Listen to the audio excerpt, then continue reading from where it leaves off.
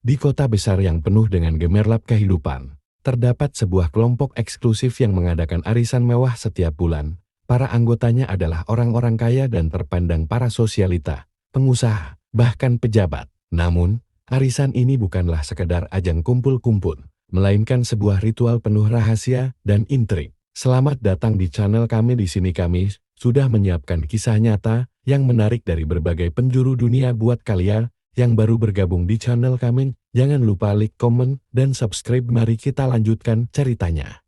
Setiap malam arisan diadakan di villa mewah yang terpencil, jauh dari sorotan publik. Rumah besar itu tampak megah, namun selalu terasa dingin dan mencekam. Di balik pintu tertutup, para anggotanya membuat perjanjian-perjanjian misterius, yang sebagian besar melibatkan janji kekayaan atau kekuasaan yang besar. Luna, seorang anggota baru yang berasal dari kalangan sosialita muda, tidak pernah tahu bahwa di balik kemewahan itu ada harga yang harus dibayar. Ia tertarik dengan arisan ini karena iming-iming keuntungan besar yang tak masuk akal. Setiap peserta menjanjikan hasil besar, bahkan lebih dari yang mereka bayangkan. Namun, tanpa disadari, ada perjanjian gelap yang harus dipatuhi setiap anggota, yaitu bahwa setiap tahun, satu anggota akan menghilang. Awalnya, Luna merasa curiga ketika mendengar kabar bahwa salah satu peserta lama tiba-tiba tak pernah terlihat lagi, namun, ia tidak punya bukti dan memilih untuk tetap terlibat.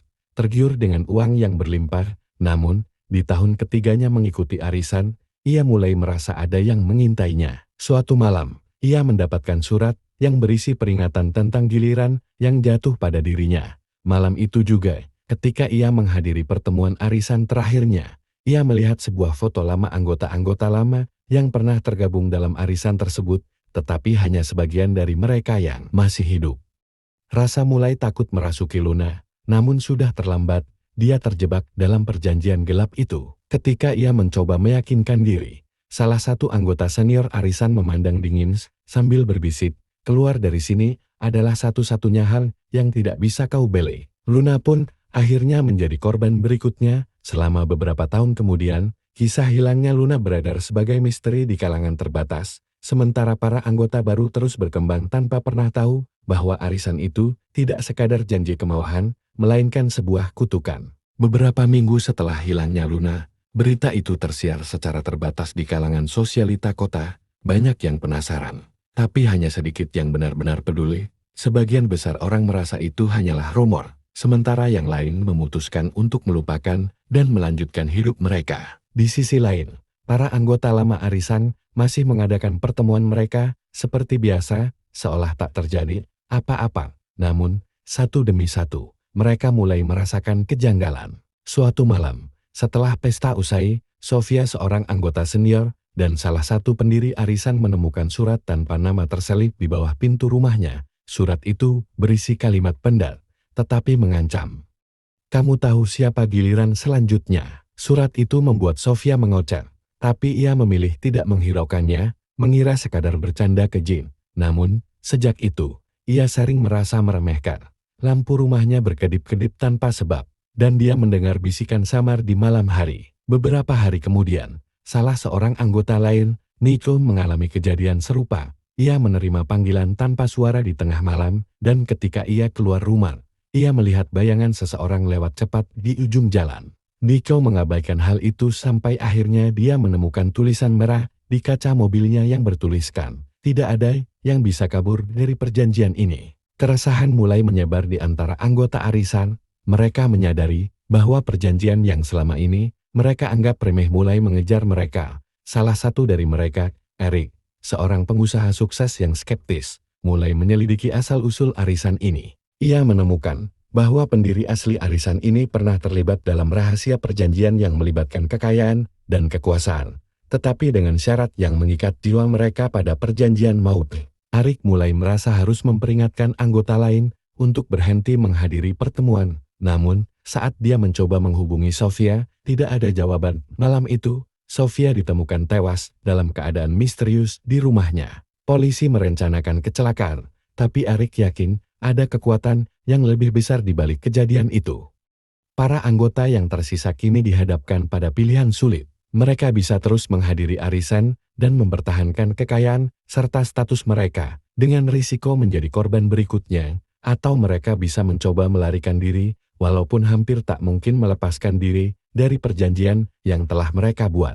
Di malam arisan berikutnya, dengan villa yang kembali terisi kemewahan dan lampu-lampu kristal yang berkilauan, Eric berhadapan dengan para anggota yang tersisa. Dengan gemetar, ia mengusulkan untuk membubarkan arisan dan menghentikan perjanjian yang menjerat mereka. Namun, seorang anggota senior yang misterius menatapnya dengan tajam dan berkata, "Arisan ini adalah hidup kita, Eric, keluar bukanlah pilihan. Siapapun yang melanggar perjanjian ini sudah tahu akibatnya." Malam itu berakhir dengan keputusan mencekam sebuah kesepakatan tak terucapkan bahwa mereka semua telah terikat dalam lingkaran kutukan satu demi satu.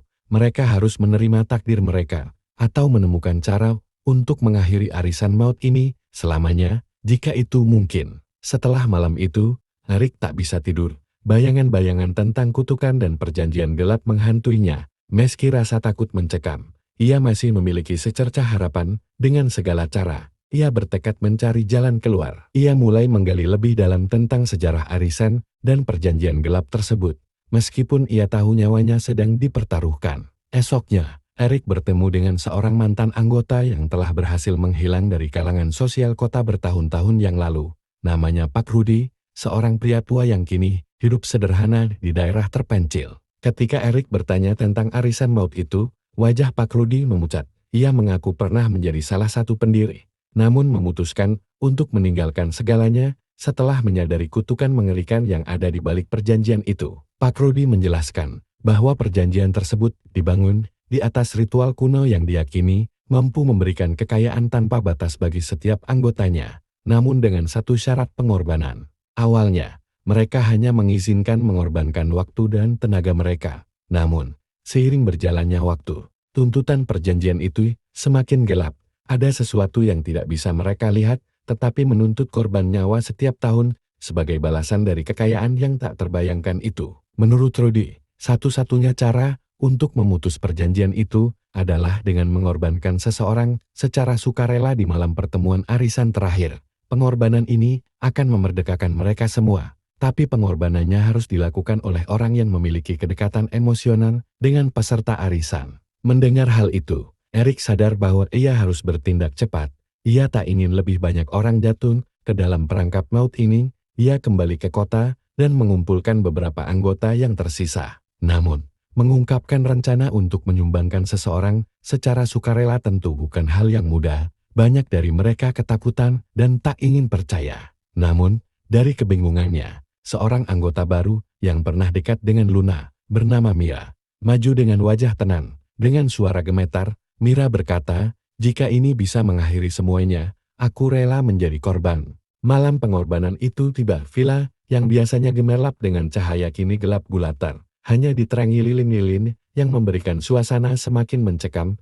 Anggota yang tersisa berdiri melingkar di sekitar Mira yang berdiri di tengah ruangan. Mata Mira tampak tenang, namun penuh keteguhan. Dengan suara serat, ia mengucapkan kata-kata terakhir yang penuh keberanian, berharap bahwa pengorbanannya akan mengakhiri kutukan. Saat Mira menutup mata dan mengucapkan salam perpisahan, villa itu bergetar hebat. Lilin-lilin padam seketika, dan suara angin menderu menggema. Saat cahaya kembali menyala, Mira sudah tidak ada. Ia menghilang tanpa jejak, tetapi ruangan itu terasa lebih hangat, bebas dari aura kelam yang telah lama melewati villa. Para anggota yang tersisa menyadari bahwa kutukan telah berakhir. Mereka pergi meninggalkan villa dengan perasaan lega bercampur duka atas Mira yang telah rela berkorban. Mereka berjanji untuk tidak lagi terlibat dalam arisan atau perjanjian semacam itu. Namun, bertahun-tahun kemudian, sebuah rumor baru mulai beredar. Konon, ada seorang sosialita muda yang menggelar arisan eksklusif, menjanjikan kekayaan tanpa batas. Rumor itu kian merebak, namun tak seorang pun tahu siapa sebenarnya sosialita muda itu. Beberapa mengatakan bahwa dia adalah cerminan dari salah satu anggota arisan yang pernah terikat dalam perjanjian maut, sementara yang lain percaya bahwa arwah Mira masih gentayangan dan diam-diam mengawasi. Villa tua yang dulu menjadi pusat arisan maut kini kosong, dibiarkan terbengkalai.